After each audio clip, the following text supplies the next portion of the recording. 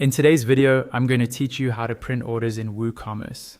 First, make sure you're logged into your WordPress admin dashboard. This is the main control panel where you manage your website. Once you're in, look over to the menu on the left-hand side of the screen. Here, you'll see a list of options for managing different parts of your site. Find the one labeled WooCommerce. When you see it, hover your mouse over it to reveal the submenu. From that submenu, click on Orders. After you click Orders, you'll be taken to a page that shows a list of all the orders placed through your store.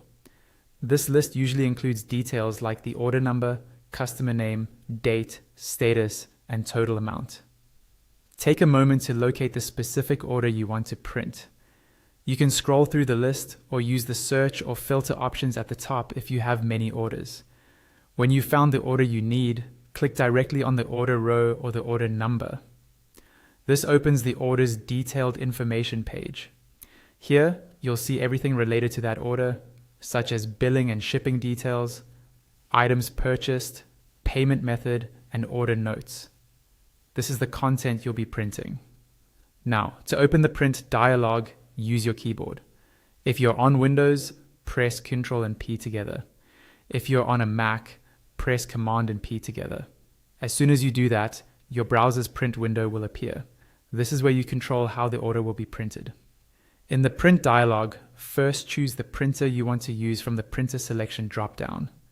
Then, pay attention to the page preview on the side.